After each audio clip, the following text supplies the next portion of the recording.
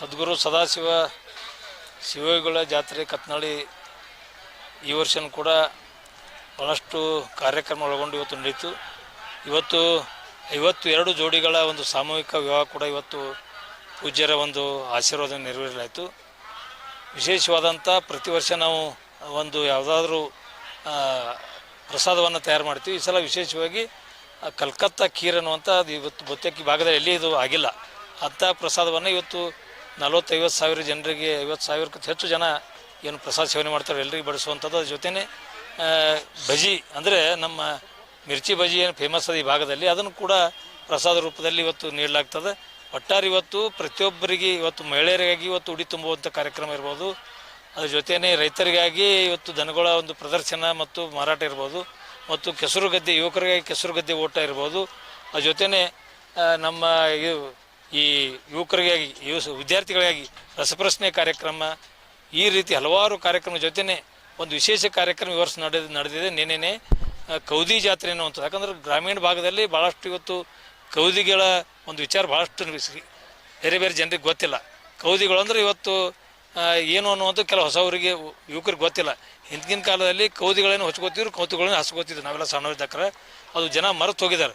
ಆ ಕಲೆ ಉಳಿಬೇಕು, ಅದೊಂದು ವ್ಯವಸ್ಥೆ ಉಳಿಬೇಕು, ಮತ್ತು ಅದನ್ನೇ ಒಂದು ವಿಶೇಷ ಪ್ರಾಧಾನ್ಯತೆ ಕೊಡಬೇಕು ಅಂತೇಳಿ ನಿಟ್ಟಿನಲ್ಲಿ ಪೂಜ್ಯರು ಈ ಸಲ ಕೌದಿ ಜಾತ್ರೆ ನೆರವೇರಿಸಿದ್ದಾರೆ.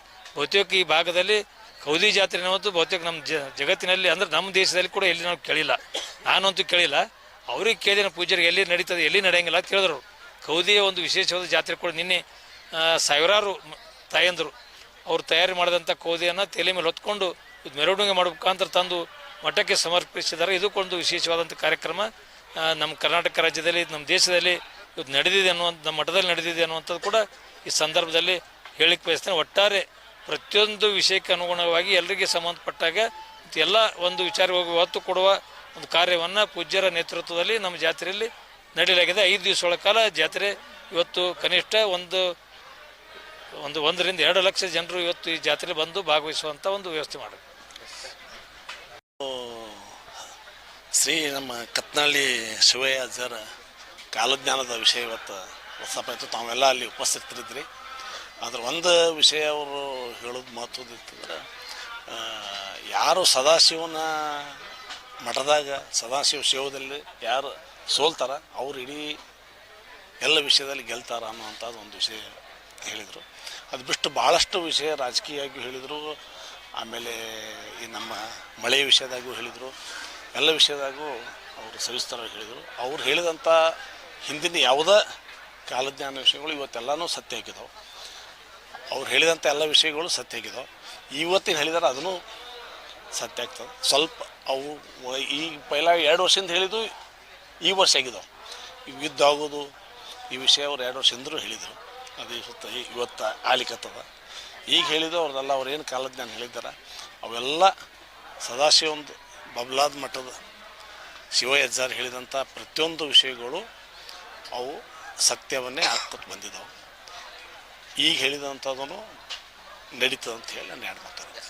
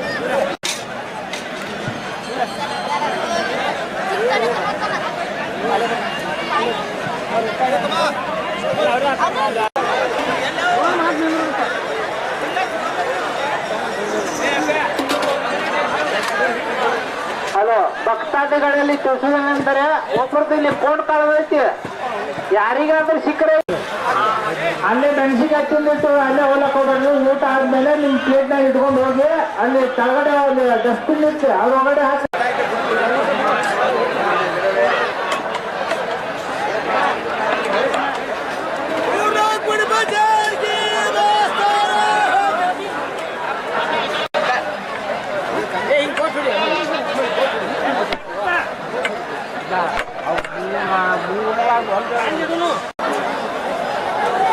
ಓ ಅಣ್ಣವ್ರ, ಈ ಕಡೆ ಪ್ಲೇಟ್ ತಗೊಂಡ್ಬಂದ್ರಿ. ಓ ಕೆಳವರ ಕಡೆ ಕೆಳವರಲ್ಲಿ ಊಟ ಪ್ಲೇಟ್ ತಗೊಂಡ್ಬಂದ್ರೆ ಅಲ್ಲಿ ನಿಧಿ ವ್ಯವಸ್ಥೆ ಐತಿ.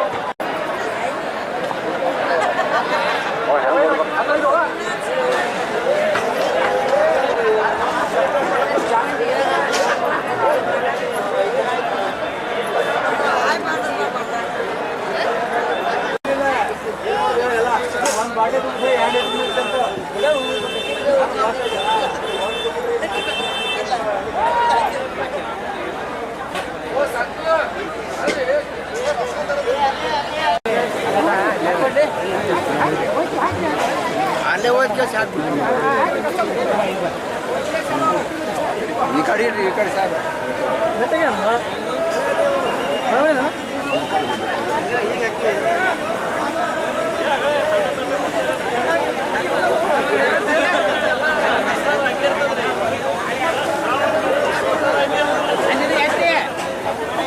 ಗ್ಯಾಸ್ ಹಾಕ್ತೀನಿ.